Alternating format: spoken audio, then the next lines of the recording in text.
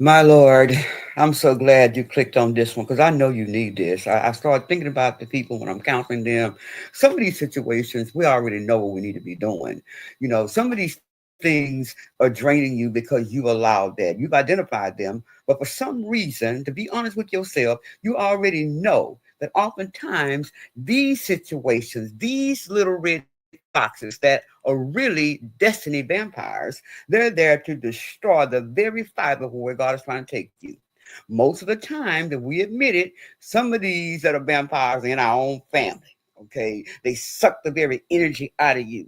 They make you feel exhausted and anxious. They rarely seek solution about anything. They want to repeat the same thing over and over again to you. And then what's worse, these different types of relationships, they come in these different energies, but what they do, they want to make sure they're there to block you and stop you. So they drain you. I call them sap suckers. Be sure and get my book, Discern Undercover Sap Suckers. And some of you need some healing spiritually, both men and women. So go check out Spiritually Naked Women. But what I wanted to tell you is this part is that what they do is they leave you very empty. So they're draining the very life from you. They're there to make sure that they're in your presence all the time. They keep you exhausted and focused on what they got to do while they playing like they listen to you. See, every relationship and every friendship does not have equal value. So you got to embrace and look at the fact that every one of these types that are vampires and call a spade a spade. Everything in your life has different value, and you must learn to prioritize those things that matter the most. Think about who's speaking to you, who's speaking doubt to you, who's making you feel inferior, who is demonstrating a great affection, but they definitely don't have loyalty, and they definitely don't feel like they have the confidence and that you can do what God has told you to do.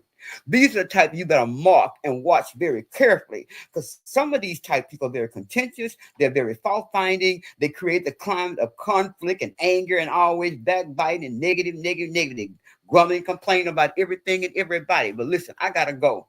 Think about this. What happens in your spirit in their presence?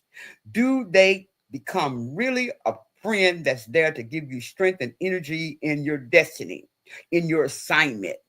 Do they have you really, really pegged in what God has said to you about where you're going?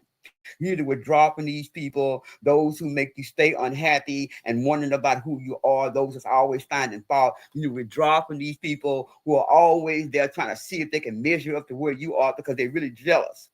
You got to pursue those people who are willing to adapt to your schedule, to your taste, who really appreciate being in your presence, knowing that God has anointed you, not that you are Mr. or Mr. some type of little God in their life. But just remember, you got to withdraw from those people who insult you on the slick, who get mad when you don't text them back or don't even call them. They get so overwhelmed and saying that you don't care about them. But remember, these type are there to remove you from taking all your time up, to make sure you spend all the time with them, and they're not there even trying to see where you're headed. Remember, if you're going forward in your destiny, you're not going to be able to do that with these types of people who I clearly can see that they don't have equal value.